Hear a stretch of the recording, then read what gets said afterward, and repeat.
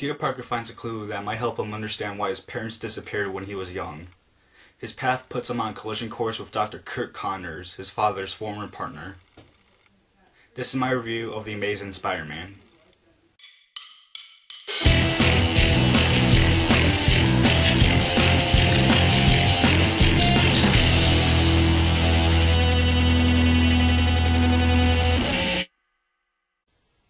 The first time I saw the first Amazing Spider-Man was 2 years ago when it first came out in 2012, and after I saw it the first time I thought to myself that it was a little bit better than the first Sam Raimi Spider-Man, and a few weeks ago I decided to rewatch it since The Amazing Spider-Man 2 was coming out at the time, and I still gotta say that I think that The Amazing Spider-Man is better than the first Sam Raimi Spider-Man. The good points. I think one of the reasons that I liked this Spider-Man a little bit more than the first Sam Raimi Spider-Man was because of the tone that this movie had. When you compare this movie to the first Sam Raimi Spider-Man, you can see that there's a major difference with the tone. Like, sure, the first Sam Raimi Spider-Man does have a little bit of a dark tone, but it has more of a comic book tone to it. While in the new films, it has more of a darker tone and just a little bit of a comic book tone to it. And the reason I think that there was such a major difference with the tones between these two movies was because of the directing. So Sam Raimi directed the original Spider-Man, while Mark Webb directs The Amazing Spider-Man, and I thought that Mark Webb did a really good job directing this movie. I like what he did with this new take on Peter Parker / Spider-Man, because we've already seen the origin story with Sam Raimi Spider-Man, so it was sort of like, okay, how are we going to make this different? Like, how are we going to make this origin story about Spider-Man different? And there are some differences between between this one and Sam Raimi's origin story in his Spider-Man movie. But I thought that what Mark Webb did, just to keep us interested in knowing what his origin story already is, was good. I thought that the acting from Andrew Garfield, Emma Stone, Dennis Leary, Martin Sheen, Sally Field, and Rhys Ifans was really good. And another reason that I thought that this Spider-Man movie was better than the first Sam Raimi Spider-Man was because of the performance that Andrew Garfield gave, like his interpretation of Peter Parker / Spider-Man. I thought that Tobey Maguire did a good job what he did in the Sam Raimi Spider-Man, but I just thought that Andrew Garfield brought out the presence of Peter Parker and Spider-Man in this movie. Next, let's talk about the costume. When I compared the original Spider-Man with this Spider-Man, I thought that the costume from this Spider-Man was just a little bit better than the costume that was in the first Sam Raimi Spider-Man. I know that some people, and by some people I mean comic book readers of Spider-Man, were mad that they changed the white eyes on Spider-Man to like glass reflectors or whatever.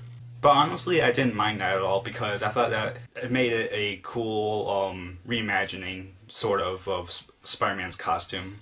I thought that the makeup throughout the movie was good, especially when Rhys Ifans' character like changes like into the Lizard, and I thought that those transformations were really good because you got to see like parts of his body turn into a lizard.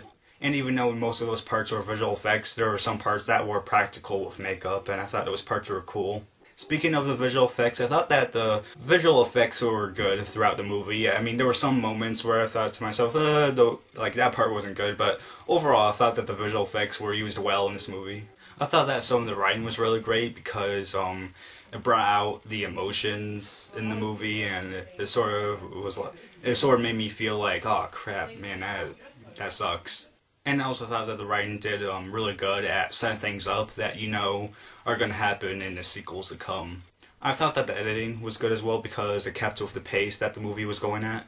And the final good thing I'll say about this movie was the mid-credit scene that was shown during the credits, and I thought that it was really good because it set up a little bit more mystery about the next sequel and about Peter Parker and what happened with his parents and whatnot. The bad points.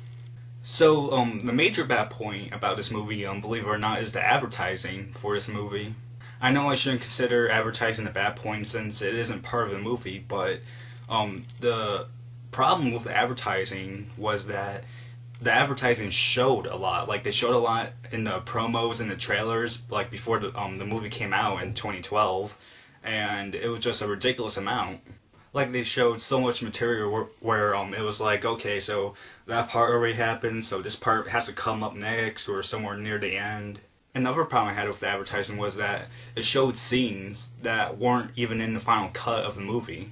And there's this one scene that stood out in like almost all the trailers. It was like this conversation between Rhys Ifans and Andrew Garfield, and Rhys Ifans is like transforming into the lizard or whatnot, and he's saying, "Do you want the truth, Peter? Then come and get it." And that scene in the trailer made it like, ooh man, can't wait to see that scene. But when I went to see the movie, it wasn't in there. I was like, what the heck? I thought I was gonna see that scene.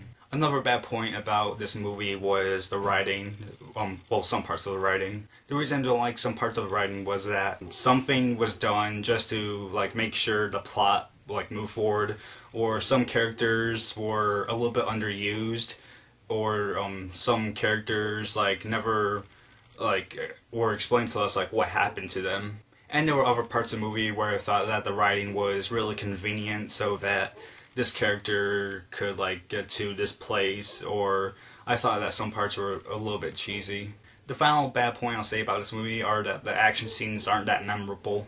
A few weeks ago when I watched the movie for a second time, I didn't remember any of the action scenes, so I thought to myself, oh cool, well this will be good since I will remember them for my review. But then, now it's like 2 weeks after I watched it for a second time, and I'm like, I can't really remember what the action scenes were like, and if I can't really remember what the action scenes were like, then that tells me that they weren't really either that good or memorable in any way. Okay, my rating. I give this movie a 3.5 out of 4 stars. I still think that it's better than the first Sam Raimi Spider-Man, and I like how they start off with this new tone for this new series in the Spider-Man franchise, because it's a little bit more darker, but it still has a little bit of a comic tone to it still. A comic book tone, I mean. And don't worry, I'm not going to spoil anything for you. And other than that, guys, that's it.